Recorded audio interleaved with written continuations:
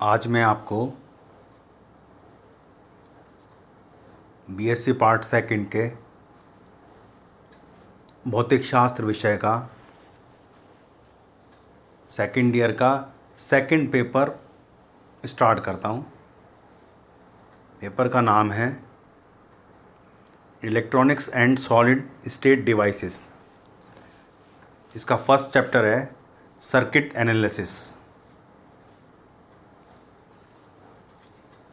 इस चैप्टर को चालू करने से पहले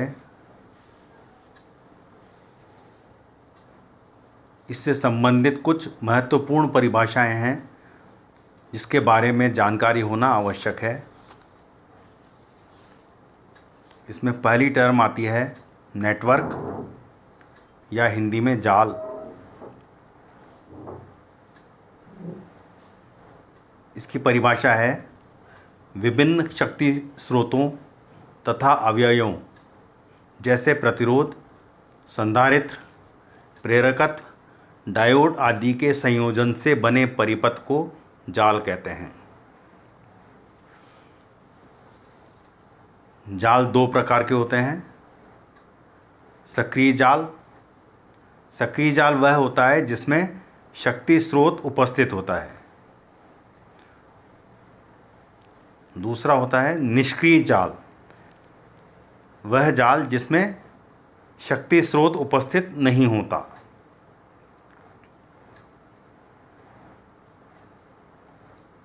इसके बाद की टर्म है शाखा या ब्रांच। जाल का वह भाग जिसमें धारा का मान स्थिर रहता है उसे जाल की शाखा कहते हैं। नेक्स्ट है संधि या नोड। किसी जाल में संधि वह बिंदु होता है जिस पर दो या दो से अधिक शाखाएं आकर मिलती हैं।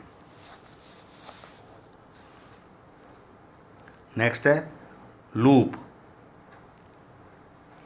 विद्युत जाल में कोई भी बंद परिपथ लूप कहलाता है। नेक्स्ट है पाश या मैश। पाश सबसे सरल बंद लूप होता है। एक सर्किट डायग्राम आपको दिया हुआ है, इसके नाम भी दिए हुए हैं इसके अंदर। तो अगर इसके पथ को देखें तो ए, सी, डी, बी, ए, एक तो ये पथ है और एक दूसरा पथ है सी, ई, एफ, डी, सी। दो अलग अलग पाश हैं, यानी कि ये दो अलग अलग लूप हैं। और एक और पथ देखें ए, सी, ई, एफ, डी, बी, ए।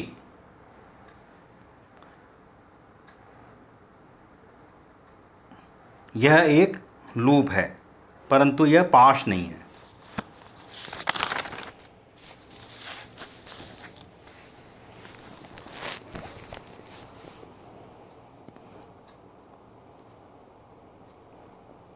अब किरचॉफ के नियम पढ़ते हैं। किरचॉफ ने 1847 में दो नियम दिए जिसके सहायता से किसी भी सर्किट के अंदर धारा का मान, वोल्टता का मान या प्रतिरोध का मान गणना करके निकाला जाता है। तो इसने दो नियम दिए। पहला नियम है परिपथ के किसी भी बिंदु पर अंदर आने वाली धाराओं तथा बाहर जाने वाली धाराओं का बीजीय योग शून्य होता है। अर्थात कि कोई भी सर्किट है, उसमें कोई पॉइंट है, वहाँ पर जितनी धाराएं आ रही हैं उसी वापस भी उतनी ही धाराएं निकलेंगी। जैसे एक डायग्राम आपको दिया हुआ है जिसके अंदर IA और IB धारा एक बिंदु पर आ रही है, यानी कि संधि पर आ रही हैं, और IC ID और IE धारा इस संधि से बाहर जा रही हैं। तो किरचॉफ के नियम के अनुसार अपन लिख सकते हैं IA plus IB minus IC minus ID minus IE equals to 0।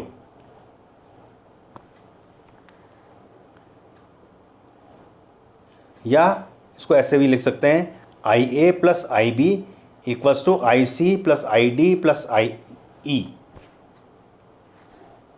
यह किरचॉफ का धारा का नियम कहलाता है। किरचॉफ का दूसरा नियम है वोल्टता का नियम। इस नियम के अनुसार किसी भी बंद परिपथ में वोल्टता स्रोतों के विद्युत वाहक बल तथा IR वोल्टताओं के पतन का बीजीय योग 0 होता है।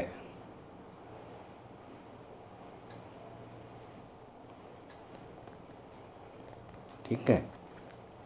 अब यदि एक सबसे आसान सा सर्किट लें, जैसा कि आपने पहले ओम के नियम में भी पहले पढ़ा होगा कि एक कोई सर्किट है जिसमें एक बैटरी लगी हुई है जिसका विद्युत वाहक बल मान लो E है। उस परिपथ में एक प्रतिरोध लगा हुआ है जिसका मान R है और परिपथ में I धारा प्रवाहित होती है। तो इस नियम के अनुसार E minus IR equals to 0। या इसको ऐसे भी लिख सकते हैं E इजिकल टू IR। अब एक सर्किट नीचे आपको बना के दिया हुआ है। इसके अंदर 2 लूप बने हुए हैं और 3 प्रतिरोध भी लगे हुए हैं, R1, R2 और R3। 3 ही विद्युत वाहक बल के स्रोत हैं, बैटरियां लगी हुई हैं E1 जिनके विद्युत वाहक बल E1, E2 और E3 हैं। सर्किट आपको चित्र में दिखाया गया है। इसमें 2 लूप हैं। तो किरचॉफ के नियम के अनुसार लूप 1 और लूप 2 के अंदर टोटल पोटेंशियल डिफरेंस का सम 0 होना चाहिए।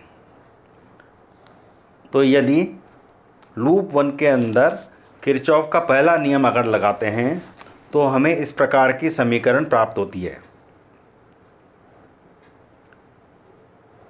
E2 plus R2 into I2 minus I1 minus I1 R2 minus E3 equals to 0। या E2 minus E3 equals to I1 into R2 plus R3 minus I2 R2। ये आपकी मान लो equation number 1 है। और यदि लूप 2 के ऊपर यदि आप किरचॉफ के दूसरा नियम लगा करके यदि समीकरण लिखेंगे तो इस प्रकार की समीकरण प्राप्त होगी। E1 minus I2 R1 minus I2 R2 plus I1 R2 minus E2 equals to 0। या इसको ऐसे भी लिख सकते हैं E1 minus E2 equals to minus I1 R2 plus R1 plus R2 into I2। ये आपको दूसरी समीकरण प्राप्त होगी। इस तरह से आपको 2 इक्वेशंस प्राप्त हो जाती हैं, इक्वेशन नंबर 1 और इक्वेशन नंबर 2। यदि आपको विद्युत वाहक बलों के मान पता हो और यदि प्रतिरोधों के भी मान पता हो तो इन समीकरणों की सहायता से आप अलग अलग शाखाओं में प्रवाहित होने वाली धाराओं का मान ज्ञात कर सकते हैं। धाराओं का मान ज्ञात होने के पश्चात अलग अलग प्रतिरोधों पर कितना पोटेंशियल ड्रॉप होगा ये भी आप ज्ञात कर सकते हैं। बस आज के लिए इतना ही।